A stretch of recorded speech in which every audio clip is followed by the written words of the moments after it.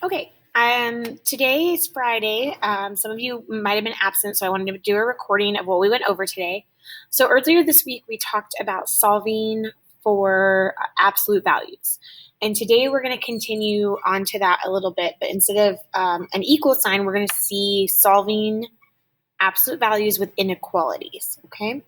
And so what I want you to see first is that if you are forgetting what we did earlier this week, I need you to go back and kind of look at the regular solving absolute values. Sorry.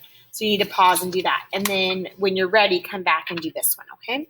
So you'll notice that it's going to be very, very similar. And so the steps, we're still going to isolate the absolute value. We're still going to create two cases. There will be a little bit extra here. Then we're going to solve both cases. And then the last one is we're going to graph our solution and put the answer into interval notation. Okay? So let's look at one of these. I'm going to fold my paper so we can see it. And so if we look at just number one, let's keep it simple for a minute. If we look at number one, we have the absolute value of x plus 6 is greater than 7. And so the first thing we need to check is the absolute value by itself, right? Is it all by itself? Is it alone? And the answer is yes. There's nothing being added or subtracted to it or divided or multiplied. So we're good to go to the next step. So the next step, remember, is to set up two cases. So we're going to drop the bars and write it twice, okay? Drop the bars, for the absolute value bars, and write it twice. So x plus 6, and then over here, x plus 6. Okay?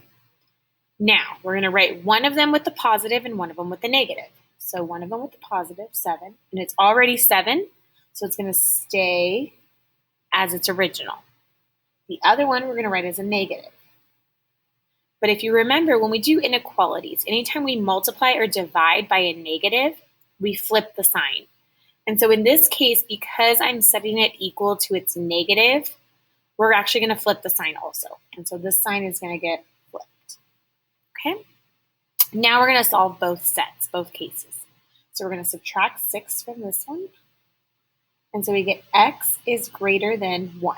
So that's one piece. Okay? Let's do the other side. Subtract 6, and we get x is less than negative 13. So then we look at this on a number line. And so if we have a number line, we want to go, okay, when x is 1, so x is 1, we're right here, and it's going to be an open circle, a hollow circle, because it's not included. Okay, there's no equal sign underneath. And then x is greater than 1, greater. Okay, when we look at greater, that's to the right. So we're going to shade to the right. Now the other one, x is less than negative 13. So negative 13 is over here. It's also going to be an open circle. Okay, and in this case, x is less than. So that goes to the left. If you wanted to test these, you could see none of the answers in between, none of these values that are in between the two should work because that's not a shaded area, it's unshaded. So the best one to test out is always 0. So if 0 is a good tester. So right here, it's not shaded, right? So it shouldn't work is what that's saying. So if I plug 0 in, I get 0 plus 6, which is 6. The absolute value of 6 is 6. And then I'm asking myself, is 6 greater than 7? And you're like, no, 6 is less than 7. And so this is not true. And so because it's not true, we just verified that we shaded the correct areas. We shaded here to this way and here to this way. And so now interval notation. So remember, interval notation is the ones where we have the parentheses or the brackets. And so in this case, we have to look at the smallest. And so on this side, the smallest is negative infinity. And negative infinity always has a parenthesis. And then it stops at negative 13. It stops at negative 13. and it's open, so it's not included. So it's also a parenthesis.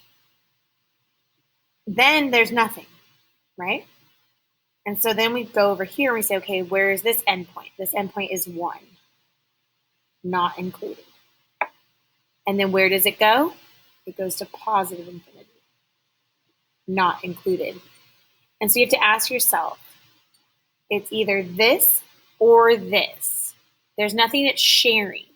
So the way we do or is a big U.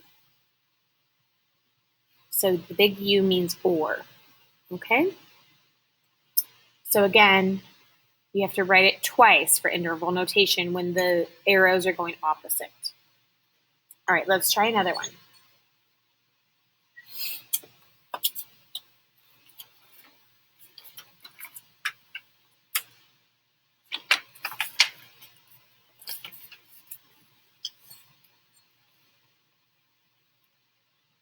Okay, let's do number 7. So number 7, our first question is the absolute value by itself? And the answer this time is no. Okay, the absolute value has this -10 right here. So the -10 is attached to it. It's like glued next to it, which means to get rid of it, we need to divide both sides by -10. Okay, so my first step is going to be divide both sides by -10. But if you remember with inequalities, anytime you divide or multiply by a negative, the sign has to flip. And so now I'm going to rewrite it as 2r minus 1, the absolute value. And I have to flip my sign because I divided by a negative. And I have a -60 divided by a -10. That gives me a +6. Now is the absolute value isolated? Yes. So we're going to write it, we're going to drop the bars and write it twice. So we're going to say 2r minus 1 is greater than or equal to 6. That's one case. The other case, 2r minus 1, we're going to have a -6. But remember, when we switch it, we've got to switch the sign. Okay, now we're going to solve for both sides. So we're going to add 1. So we get 2r is greater than or equal to 7. Okay. And then over here, we add 1. And we get 2r is less than or equal to -5. I'm sorry, we didn't finish this. Divide both sides by 2. And so in this case, r is greater than or equal to 7 over 2, or we can say 3.5. So that's one side. And then over here, we need to divide both sides by 2. So we're going to get r is less than or equal to -2.5. Okay? And so now we need to find these. In this case, my inequality has an equal, so we're going to have solid dots. So we're going to go to +3.5 and put a solid dot. And then we're going to go to -2.5 and put a solid dot. Okay? And so if we do this one first, it says r is greater than or equal to 3.5. So here's 3.5, and we're going greater. So again, we're going this way. And this one says r is less than or equal to -2.5. So again, we're going less than, so we're going this way. How do I write this in interval notation? On the left side, I'm going from -infinity, and I'm stopping at -2.5. In this case, the -2.5 is included, so I do a bracket. Or I'm going to start at 3.5, including 3.5, so it's a bracket. And then I'm going to go all the way to positive infinity. And so that's how you write the answer. Okay, these are for ors. Watch the next video to see what happens when they overlap and become an and.